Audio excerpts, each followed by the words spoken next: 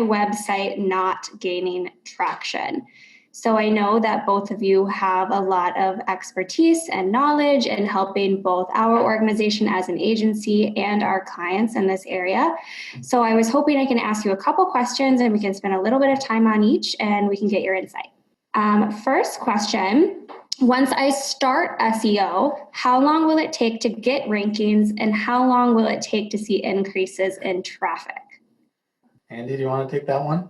Sure. So it's happened on occasion where you can initiate an SEO effort and see some quick results out of the gate within a few days or a week. That's typically not the case. SEO is typically a much longer game.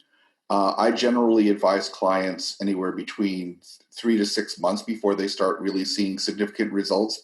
It all depends on the size of the site, the amount of traffic they have, the amount of content that's being put out, how often Google's coming by to crawl and index the site, and just overall, what's the quality of the material? How relevant is it to their audiences? There's a lot of content on the web. So it can take a long time before your content is found, but the sooner you start, the quicker it's going to happen. Yeah, and I would just add, you have to kind of be somebody in the web first before Google takes you seriously. To put it a different way, the number of high domain authority websites pointing to your site, that's a big factor. You have to kind of prove to Google that you're somebody. You have interesting content, and other people who Google already knows and trusts are linking to you. Otherwise, if you spin up a big, huge website with 1,000 pages of content, as far as Google's concerned, who are you? You could be, a bot putting together a bunch of content, or you could be just a new company. But why should this new company gain traction? So there's a lot of factors that go into it. So is there a magic number for the amount of content somebody should be putting out? So you're not going to like hearing sort of the same answer over and over again, but it's going to vary. I mean, everybody hates it when the answer is, well, it depends. But a lot of it is going to come down to several factors. It's your business and what's going to serve the needs of your audience first and foremost. You could be thinking, all right, we're going to crank out this content. We're going to have a new article out every day. But if your potential readership doesn't want to see an article every day, doesn't need to see tons and tons of new content, you may be spending a lot of time spinning up sort of low quality content based on just wanting to have a high volume of it, when you'd be better off putting your effort into a handful of really good, solid quality pieces every month that answer markets' needs and that helps people solve really problems. So the right answer is to not think, how many pieces of content do I need? But what is going to really serve the needs of my market? What's going to help my customers the most? And then you can think in terms of a cadence, but you will want to vary the number of pieces. It doesn't all have to be very in-depth pieces, but they should be good, solid quality pieces, thoughtful, that are helpful. Yeah, and of course, these days, that content needs to have a great user experience. Google cares about that. If you're looking at it on mobile, that's where Google is looking, because a lot of users are looking from that perspective as well. And does the page have hierarchy in how the information is structured? All these things Google will take into account. So one of the best things about all of the SEO tools is essentially your ability to be able to spy on competitors, if you will, and stay competitive in your market. What are the best techniques for analyzing competitors? What do you use? Well, if you're going to spy, why not just go right to SpyFu? I mean, that's and we don't get paid by SpyFu, but it's one of the tools that we use. It's a great tool for doing competitive analysis. You can pretty much plug any domain in and get information about what keywords they're using, how they match up against yours, what if they're doing paid search, what kind of ad spend do they potentially have. It's estimated data, but their database is pretty good.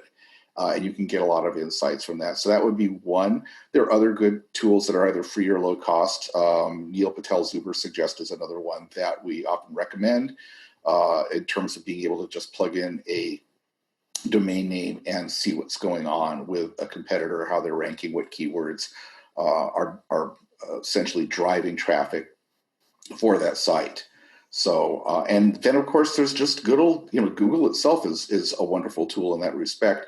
Plug in the searches that you think are relevant to your customers and market, and see who's coming up, and then dive into their sites and look at their on-page SEO, look at their meta tagging, look at the quality of their content and what's ranking, and see who's linking to it. And you can do a lot of that even just from manual inspection on Google to get a good sense. But these other tools like SpyFu and Ubersuggest will automate that process significantly. Great. So how often should I change my page titles and meta descriptions, or how do I stay relevant with local SEO? So those are two different questions. I mean, the changing your content on the page obviously is not necessarily specific to local SEO. Mm-hmm. There's a saying, or there's a rule that Google is incorporated into its algorithm, QDF. It's very old. This is not like the latest thing. This has been around forever. QDF means query deserves freshness. Just simply it's a way of saying that if you're searching for something, Google is going to tend to elevate content that is more recent, that's updated. And one of the best practices is to constantly be looking at, is my content still current? I mean, you can take something that you published last year and you can freshen it up, add a new perspective to it, maybe update it for current circumstances. I mean, as we're having this discussion right now, we're on the middle of the coronavirus, the era of the coronavirus, and some of the content that you have might be really relevant to doing business in this particular set of circumstances. And then 6 months from now, hopefully we're someplace else, someplace better, and you then would give it perhaps a different treatment. So you can go back to the same content over and over, and you should be looking at how your competitors are ranking for those searches and keywords and thinking, are these really the right, are these the right terms? Have I really optimized this well? So it's, as with a lot of things with SEO, it's never a one and done. I'd also add, thinking about your reputation management on things like Google My Business. Do you have a system in place for customer reviews? If it's relevant to you, how about Yelp? How about other local focused directories and services? That all counts too. And just using Google My Business as a tool itself, posting updates, posting offers. When people are searching for a plumber in Minneapolis or a web design agency in St. Paul, whatever it is, they will look at those directory listings and make decisions off of those.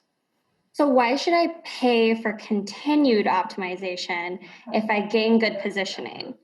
I'm finding that a lot of clients are like, oh, we're where we want to be, we're good, end of story. If you can get to the top and stay on top, more power to you, but our experience has been that it requires constant monitoring and constant attention. And again, how you do that, whether you have resources within your organization that are tasked with looking at your SEO and maintaining vigilance on it and looking for new keyword opportunities. I mean, that can be a whole focus of a marketing group. It's a somewhat specialized skill set, so a lot of people will employ contractors or agencies or outside resources. But it's never, again, it's not a one and done. It's never a one and done with this. You're only as good as your last ranking on Google yesterday. They change their algorithm thousands of times a year, and you can suddenly find yourself losing altitude very quickly. So you just have to stay on top of it. So would you say that there's a benefit to hiring someone to have eyes on this data and be continuously changing and optimizing? Or what's your experience, Seth, with 10 years in the industry? Well, a lot of people try to wear too many hats as marketers. And of course, with all these subsections of marketing, there are specializations. And SEO is a very deep topic. And sometimes, as a marketer, rather than rallying your team around producing highly meaningful, usable, valuable content that will get you these rankings, you're playing around with technical SEO on the page or looking at how keywords are moving. Like, you're just trying to do too much. So we do find that offloading some of this really technical SEO, some of the optimization techniques, that does make sense for a lot of marketing teams so that they can focus on what they do best, which is telling their brand story and creating really relevant, usable, valuable content, which is what they do best. That's awesome. That's good to hear. So is there anything else you guys would add or want someone who's looking to dive into the SEO realm to know? I will just jump on to what Seth said, is that people sometimes, I think frequently, look at this through the wrong end of the telescope.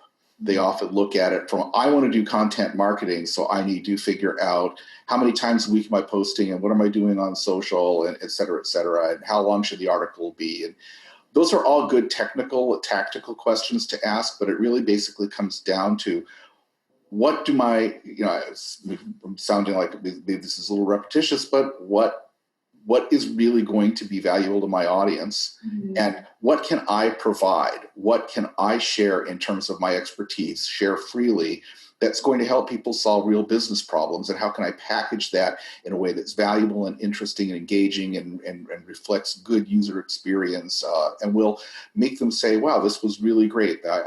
I got a lot out of this. I'll remember these people. I'll come back for more. Or be receptive once they get on your email list, or they see your advertising, or you show up in some other channel or in some other context.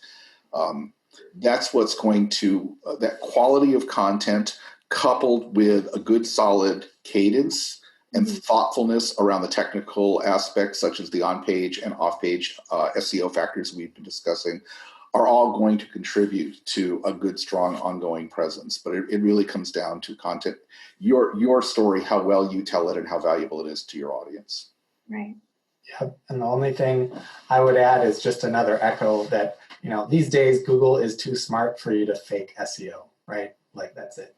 So I don't want to say things Andy said, but that's it. All right. Well, thanks for the insight, guys. That was super helpful, and we will talk soon.